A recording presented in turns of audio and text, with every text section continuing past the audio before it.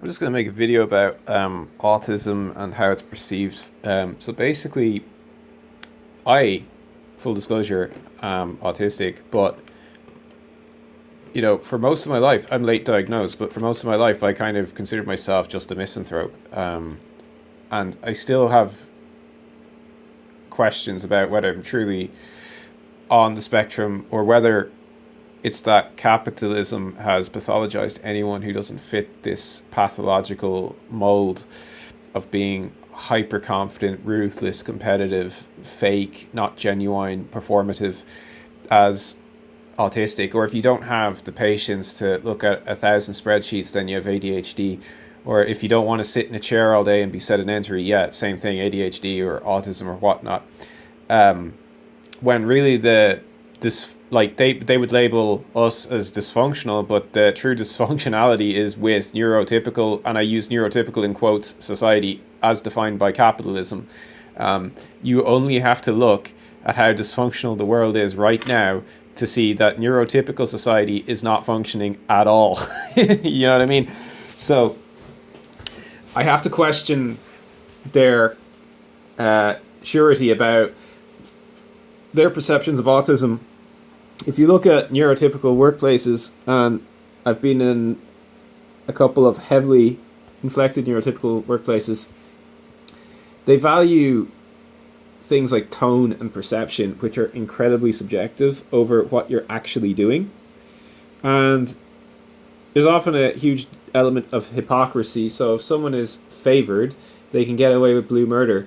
They can be as antisocial as they like. But if you're not favored and you do one small thing that upsets them, you're demonized, right? So, point being, the social rules of a neurotypical workplace are not to be taken seriously. They're complete bullshit. But that's the standard neurotypical person who's got such a hyperfixation, almost like an autistic hyperfixation, I might say, ironically, on social cues and performing to them. Um, they they are also full of bullshit. They are bullshit people that cannot be taken seriously. So basically, that's just my sentiments on that. The job interview process is basically exists to weed out those who do not conform to this pathologized persona that is hyperfixated on, fetishized by capitalism, and basically, guess what it filters for? It filters for those people who do conform, and then that leads to dysfunction. Like, how many workplaces are toxic, have endemic bullying, double standards, the wrong people promoted to positions of authority? Well, that could be its own thing, right? But it reflects a wider systemic issue with regards to politics, with regards to the kind of people that are running corporations, with regards to the corporate structure itself in those multinational organizations.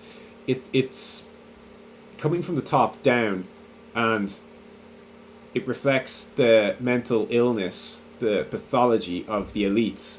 Oh, I forgot. Aren't the elites like into child abuse and cannibalism? Oh yeah, that's the Epstein files.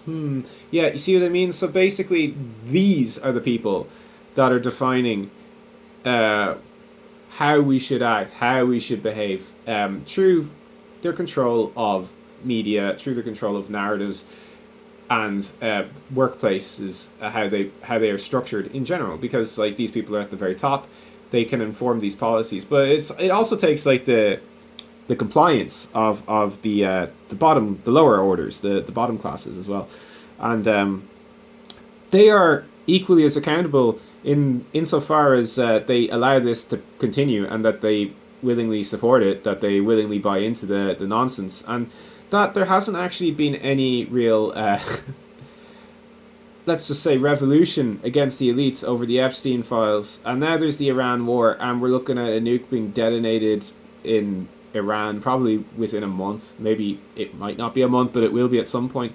And you know what? Those same neurotypical people would go, "Hey ho hum, I have to accept it as it is." Does that not tell you that there's something really fucking wrong with neurotypical people? Because it certainly does to me, right? So, and they have the temerity, they have the arrogance to tell somebody like me, somebody like you, that we're the problem. Right, yeah. Like, let's just say, go fuck yourselves to those people, right? Because that's what I'm saying. And fuck their entire system, fuck their workplaces, fuck their job interview processes, fuck them all. Basically, they are full of their own shit, and their world is collapsing around them, and they don't even fucking realize it because they're so totally, totally immersed in the narrative of their own lies, of their own nonsense. They can't even smell the shit from their knees. That's pathetic. That's not even pitiful. It's pathetic. So yeah, just on that note, if you're autistic, just tell the world to go fuck itself because it's clearly it's not working, is it? The world isn't working, and it tells you that you're the problem. Yeah, I can't remember the guy who made the quote, but it's along the lines of it's no measure of success or health, mental health, to be adjusted to a profoundly sick society, and we have loads of examples of that throughout history, right? You know, only 60 years ago, mainstream society, said that gay people were a problem, right? Now that, we've progressed, right? We've progressed. But you can see how ridiculous that was. You know, there's racism, right? If you're not of a specific color, there's something wrong with you, right? Okay, so that's also complete bollocks, right? So my point is that society, mainstream society, 9 times out of 10, like neurotypicals, they're just fucking wrong. Nearly all the time. So just don't take them seriously. And, like, their world is collapsing around them. Because, as I said, they're completely unaware. So, you know, go fuck them. And don't blame yourself. You are better than them. You are better than them. The evidence is staring you right in the face that you are better than them.